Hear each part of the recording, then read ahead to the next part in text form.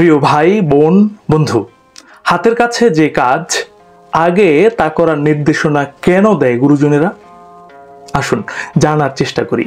সাথে আছি আমি Rafiq Natabar, story teller from Bangladesh. গুরুজনেরা হাতের কাছে যে কাজ তা আগে করো, এই উপদেশটি সাধারণত আমাদের দৈনন্দিন কাজকর্মের প্রতি একটি প্রয়োজনীয় দৃষ্টি আনার জন্য দেন। এর পেছনে কিছু গুরুত্বপূর্ণ কারণ তো নিশ্চয়ই রয়েছে। যেমন নাম্বার 1, সময় ও শক্তি সঞ্চয়। যখন আমরা হাতের কাছে যে কাজটি রয়েছে তা আগে করি, তখন আমরা কোনো কাজের মধ্যে বিলম্ব বা অযথা সময় নষ্ট করি না। এটি আমাদের কাজের প্রতি মনোযোগ বাড়াতে সাহায্য করে এবং কাজের দ্রুততার সাথে অগ্রসর হতে সাহায্য করে। এতে করে সময় ও শক্তির অপচয় কমে যায়। 2, মানসিক শান্তি। ছোট বা সহজ কাজগুলো দ্রুত শেষ করলে আমাদের মনের মধ্যে একটি স্বস্তি আসে।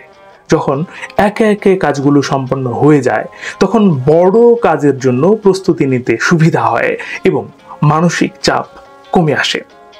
3, প্রধান কাজের দিকে মনোযোগ। হাতের কাছে থাকা কাজগুলো শেষ করে রাখলে পরে যখন বড় বা জটিল কাজটি শুরু করব, তখন আমাদের মনোযোগ পুরোপুরি সেই কাজে নিবদ্ধ থাকে। এটি কাজের মানও উন্নত করতে সাহায্য করে। 4, প্রক্রিয়াজাত অগ্রগতি। একে একে ছোট কাজগুলো শেষ করার মাধ্যমে আমরা একটি ধারাবাহিকতা বজায় রাখতে পারি, যার ফলে পরবর্তী কাজের জন্য মনোভাব এবং প্রস্তুতি ভালো থাকে।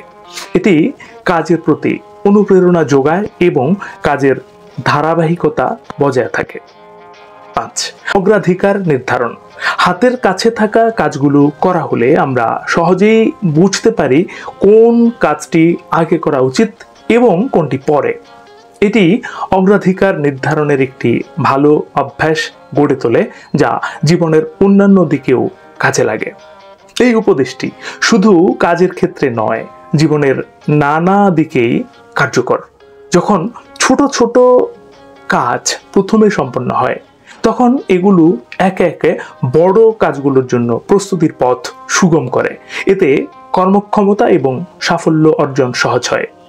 বন্ধু, প্রতিবারের মতো আবারও বলবো, এই পৃথিবী তাকেই সম্মান দেয় যে ইউনিক কিছু করতে পারে। ইউনিক কিছু করুন, ভালো শুনুন, ভালো থাকুন। ধন্যবাদ।